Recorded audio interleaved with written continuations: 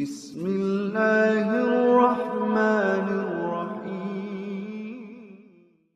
Assalamualaikum warahmatullahi wabarakatuh. Sobat-sobat, kita bersama lagi di dakwah Islam.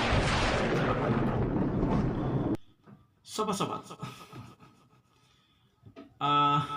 ketika selesai sholat wajib berjamaah, biasanya dilanjutkan dengan berzikir secara keras dan berjamaah dengan satu suara. Imam sholat berzikir diikuti oleh makmum dengan zikir yang sama yang diucapkan oleh imam sholat tersebut. Sobat-sobat, mayoritas yang melakukan zikir berjamaah secara keras dengan satu suara,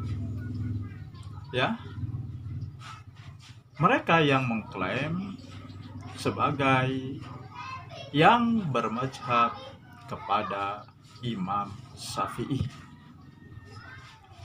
Nah, lalu bagaimana pendapat Imam Syafi'i mengenai berzikir berjamaah dengan suara keras dengan satu suara setelah melakukan sholat wajib berjamaah? Atau bagaimanakah yang dianjurkan oleh Imam Syafi'i berzikir setelah melakukan sholat wajib berjamaah?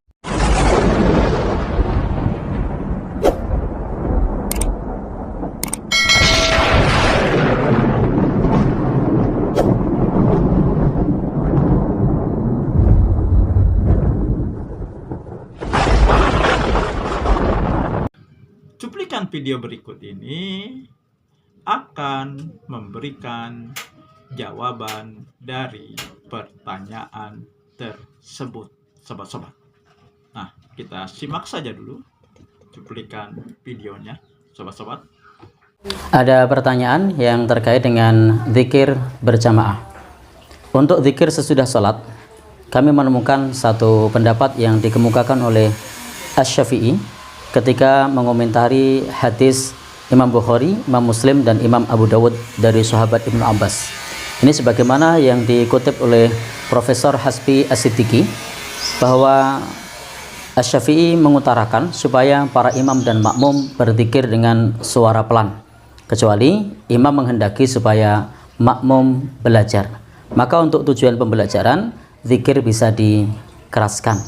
Tetapi sesudah itu hendaknya imam memelankan suara lagi dan tidak perlu berjamaah. Hal ini seperti yang difatwakan oleh Fatwa Tarjih Muhammadiyah pada buku Tanya Jawab Agama jilid 9 pada halaman 214. Nah, jadi sobat-sobat, dari cuplikan video tersebut jelas Imam Syafi'i tidak menganjurkan berzikir dengan suara yang keras, baik oleh imam maupun oleh makmum, apalagi dengan satu suara, kecuali imam berzikir dengan keras dengan maksud untuk mengajarkan. Tetapi kalau makmum sudah hafal zikir tersebut, maka kembali berzikir secara pelan, tidak berjamaah, sendiri-sendiri. Sobat-sobat, firman Allah di surat Al-A'raf ayat 205, saya bacakan. A'udzubillahi minasyaitonirrajim. Wazkur rabbaka fi nafsika tadarru'au wa hifatau wa dunal jahar.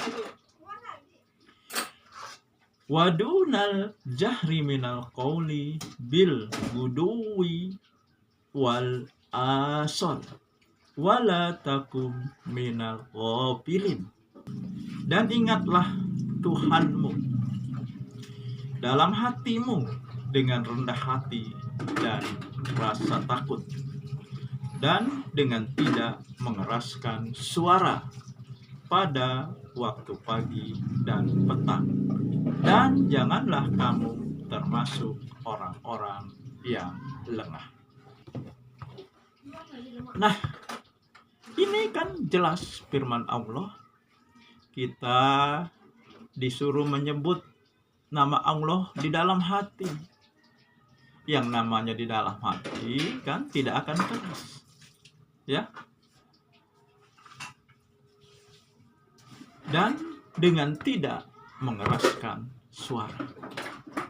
Jadi jelas ya, berzikir setelah sholat berjamaah secara keras, bersama-sama berjamaah dengan satu suara,